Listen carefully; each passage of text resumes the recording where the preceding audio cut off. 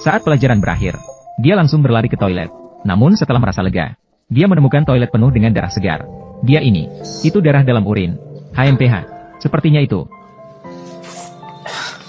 Xiao Peng tidak menghiraukan teriakan ibunya. Dia langsung pergi ke lantai atas, menyalakan komputer. Dia mulai mencari gejala berbagai penyakit di halaman web. Dia terkejut sampai terengah-engah. 3 kata, kanker kandung kemih. Dia menutup perutnya dengan bantal. Dia lemas bergelung di atas tempat tidur. Ayahnya mengira dia kehilangan nafsu makan, lalu memberikan saus manis pedas rahasia. Namun begitu melihat warna merah menyala itu, dia tidak bisa menahan diri dan langsung berlari ke toilet. Ibu mendekat dan bertanya. Dia tidak mengunci pintu dengan sempurna. Jangan masuk. Keluarga itu segera menuju rumah sakit. Namun wajah Xiao Peng terlihat lesu. Setiap kata di halaman web terputar tanpa henti di pikirannya. Melepaskan celananya, dokter wanita memeriksanya seperti biasa. Setiap sentuhan merangsang masa mudanya. Melalui pemeriksaan fisik, dokter memberinya infus. Ketika mengingat kejadian tadi, senyum aneh muncul di wajah Xiao Peng. Bolehkah aku kembali ke sekolah minggu depan? Selalu sangat bahagia. Dia bermain komputer sepanjang hari. Ibunya masih menyajikan makan siang. Meskipun kembali ke sekolah seminggu kemudian, senyum masih terukir di wajahnya. Tidak ada sedikit pun keanggunan. Xiao Peng masuk ke dalam kelas. Dia diejek oleh teman-teman laki-laki. Untungnya dia tidak ambil pusing dan tidak mempengaruhi perasaannya. Dia masuk ke toko kelontong, membeli majalah terbaru. Hanya dengan melihat sampulnya, membuatnya sangat senang. Kembali ke rumah, dia segera memeriksanya dengan cepat. Hari berikutnya dia pergi ke sekolah. Namun guru olahraga mengira dia hanya berpura-pura sakit. Dia dipaksa untuk berlari 1 putaran. Namun baru saja berlari beberapa langkah, dia langsung jatuh tersungkur. Saat guru membawanya ke rumah sakit, darah segar membasahi celananya. Apakah dia sedang haid? Dia seorang laki-laki. Oh, orang tuanya segera datang ke sekolah, lalu membawanya ke rumah sakit resmi. Setelah pemeriksaan yang teliti, orang tuanya juga dipanggil masuk ke kantor Dr. Lee. Apakah itu kanker? Jangan khawatir. Bukan kanker. Orang tuanya khawatir. Namun Dr. Lee terlihat bersemangat. Ada kelainan dalam diferensiasi jenis kelaminnya. Dia adalah intersex. Intersex? Yan Xinan sendirian memiliki 2 sistem reproduksi lengkap. Sebelum operasi, Xiao Peng perlu melakukan pemeriksaan kromosom, menentukan jenis kelamin dari segi genetik. Kemudian, berdasarkan jenis kelamin, memotong organ yang tidak diperlukan, berubah menjadi perempuan. Itu bukan transgender. Ya, bukan transgender. Aku sudah bilang tadi, sistem reproduksi ganda dalam tubuhnya. Keduanya berfungsi dengan baik, masih bisa memiliki keturunan di masa depan. Meskipun demikian, kata dokter, namun wajah orang tuanya masih penuh kekhawatiran. Xiao Peng melihat situasi ini. Berapa lama lagi aku bisa hidup? Kamu hanya mengalami infeksi saluran kemih. Infeksi saluran kemih. Dalam beberapa hari, lakukan operasi untuk infeksi saluran kemih, dan semuanya akan baik-baik saja. Ya, setelah operasi infeksi saluran kemih, semuanya akan baik-baik saja. Xiao Peng setengah percaya setengah ragu. Akhirnya perasaannya sedikit membaik. Tapi siapa sangka begitu kembali ke sekolah, saya diejek lagi oleh teman sekelas laki-laki saya. Sekalipun dia menggunakan retorika orang tuanya untuk melawan, semua masih mengejek. Hasil pemeriksaan Xiao Peng sudah keluar. Kromosomnya 20. Tapi orang tuanya terus menyembunyikannya darinya. Bahkan tidak memberitahunya sampai malam sebelum operasi. Sampai dokter menarik tirai, lalu mengangkat selimut. Mereka terus-menerus mengambil foto bagian bawah Xiao Peng untuk mengumpulkan data berharga. Apa yang sedang kamu lakukan? Tidak apa-apa. Santai saja. Kami hanya melakukan pemeriksaan. Orang tua saling memandang, lalu mendekat untuk menghentikan. Namun demi data penelitian berharga, mereka sudah tidak punya batas. Dr. Lee, Xiao Peng, kami belum siap memberitahumu tentang kondisimu. Bisakah Anda meminta mereka untuk tidak melihat lagi? Kalian belum memberitahunya. Anak ini masih terlalu kecil. Kami khawatir dia tidak akan mengerti. Tidak bisa menerimanya. Dr. Lee menarik tirai terbuka. Para siswa pergi dengan enggan. Saya merasa telah dihina. Xiao Peng juga marah. Ibu, aku sakit apa sebenarnya? Bukankah sudah dikatakan? Itu karena tekanan darah tinggi. Benarkah? Iya, tidak apa-apa. Jangan khawatir. Ayah gemetar saat menandatangani. Kemudian Xiao Peng dipindahkan ke ruang operasi. Mereka ingin mempertahankan jenis kelamin anak laki-laki mereka. Namun hal ini dapat menyebabkan kanker.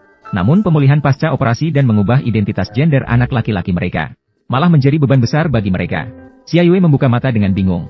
Merasakan rasa sakit yang menusuk di bagian bawah tubuh. Setelah meraba-raba, barulah dia menemukan kebenaran. Apakah akan sakit? Ibu menekan tombol penghilang rasa sakit. Xia Yue akhirnya merasa lega. Namun rasa sakit setelah sadar, tetapi berasal dari ketidakpenerimaan dan ketidaksetujuan secara psikologis. Zai, jangan begitu. Aku akan memanggil perawat. Sebuah kelompok perawat berlari masuk, menekan dia dengan kuat. Obat penenang menjadi bagian dari kehidupannya sehari-hari. Setiap hari hanya bengong. Dia tidak pernah mengucapkan sepatah kata pun. Baru ketika melihat pelakunya, matanya menjadi marah. 1 tahun perawatan di rumah sudah membuat rambutnya panjang. Hanya hidup tanpa harapan. Dia hidup seperti mayat hidup. Selamat ulang tahun.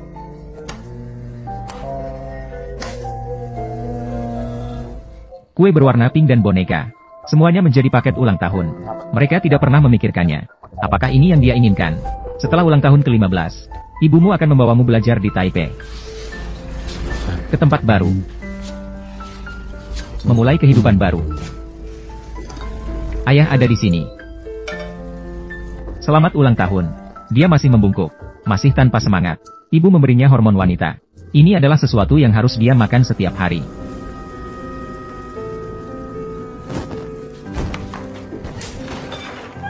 Dia hanya menatap api dengan mata kosong. Melihat orang tuanya memadamkan api. Dia membiarkan ibunya merangkulnya. Tapi tidak ada reaksi sama sekali. Ada apa dengan anak ini? Xiao Peng mengubah namanya menjadi Yuan Yuan. Mulai bersekolah di Taipei. Menghadapi pujian kepala sekolah terhadap namanya. Nama apa yang harus saya ubah? Sangat tidak enak didengar. Dia belum sepenuhnya menerima sekarang. Tapi setidaknya ada sedikit perubahan. Kepala sekolah mengetahui situasinya dengan jelas. Orang tua tidak perlu mengatakannya, dia tahu harus merahasiakan.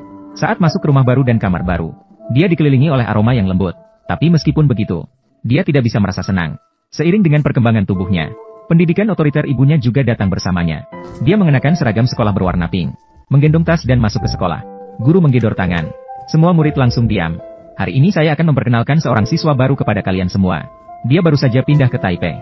Dia adalah seorang gadis yang lucu. Semua orang bertepuk tangan menyambut. Yuan Yuan merasa senang tanpa alasan yang jelas. Bahkan ada anak laki-laki menggelitik rambutnya yang keren.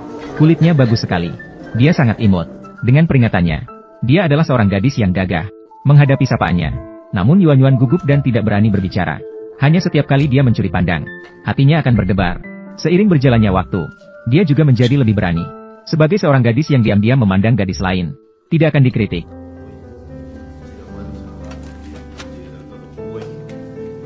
Di pengingatnya, Yuan Yuan baru menyadari rok merahnya. Guru datang dengan marah. Namun tumpahan darah membuatnya terdiam seketika. Yuan Yuan kebiasaan masuk ke toilet pria. Namun dia malah dimarahi. Saat itu dia baru menyadari bahwa dia salah tempat. Berusaha tegang untuk membersihkan. Namun tidak bisa menyembunyikan noda darah. Dia hanya bisa melepas jaketnya, mengikatnya di pinggangnya. Namun begitu dia kembali ke kelas, dia terdiam di sana. Teman sebangku tidak keberatan dengan kekotoran dirinya sendiri. Sedang membersihkan kursinya dengan tekun. Mengucapkan terima kasih. Namun teman sebangku dengan sukarela mengambil alih. Meskipun dia berbelanja dengan Yuyu. Namun wajahnya selalu penuh dengan penolakan. Perlahan-lahan, keduanya menjadi sahabat karib. Teman sebangku tidak menyembunyikan apapun di depannya. Yuyu masih ingin menjadi Xiao Peng. Matanya penuh dengan kekaguman. Mengikuti teman sebangku.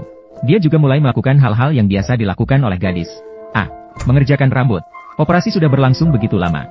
Ini pertama kalinya dia menganggap dirinya sebagai seorang gadis. Di bawah pengawasan teman sebangku. Postur tubuhnya juga menjadi jauh lebih menarik. Bahkan dalam waktu sebentar di antara kelas, dia juga menerima surat cinta. Namun ketika dia tahu bahwa pengirimnya adalah seorang laki-laki, rasa jijik langsung muncul. Apakah ini pertama kalinya kamu menerima surat cinta? Terlepas dari kata-kata teman sebangku, Moon selalu menolak dengan tegas. Senyum muncul di wajahnya. Setelah perjuangan yang panjang, dia juga mengakui bahwa dia tidak menyukai pria. Mereka berjanji untuk berjalan-jalan. Dia dengan antusias menggulir majalah. Setelah tindakan refleks, namun, Moon terdiam di tempat. Meskipun teman sebangkunya memarahinya, juga kembali muncul. Hanya ketika dia melihat ke arah teman sebangkunya yang baik dan cantik. Bahkan setelah mengirim pesan, masih ada rasa malu di wajahnya yang tidak bisa dipahami orang lain. Mereka janjian untuk jalan-jalan. Moon dipaksa untuk mengganti rok mini. Tidak disangka, saat dia pergi ke toilet, Xiaolu malah membuka tasnya. Dia tetap melanjutkan mengacak-acak tasnya. Dia tetap melanjutkan menggulir botol obat pengendali hormon. Bibi besar saya adalah kepala perawat. Saya akan mengambil foto. Kembali dan tanyakan kemudian saya akan memberitahumu. Persahabatan dua orang. Namun bermakna berbeda di hati Yuan Yuan. Dia tersenyum agak malu-malu. Tak ada yang mengerti maknanya.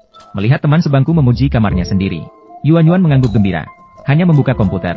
Namun layar desktop membuat keduanya terdiam. Mengapa kamu mirip denganku? Yuan Yuan duduk di ujung tempat tidur. Kegembiraan sebelumnya lenyap. Tak ingin menyembunyikan atau khawatir terbongkar. Dua emosi saling bercampur. Namun setelah berpikir lama, dia akhirnya membuat kebohongan. Adikmu. Lalu dia di mana? Dia sudah tidak ada. Kalimat ini bisa benar atau salah. Maknanya yang sebenarnya perlu dipahami dengan seksama. Satu kalimat dia selalu ada di hatiku. Membuat teman sebangku merangkulnya dengan penuh kasih sayang. Dia menarik ibunya masuk ke toko perhiasan. Memilih sepasang anting yang cantik. Setelah memaksa dan merayu.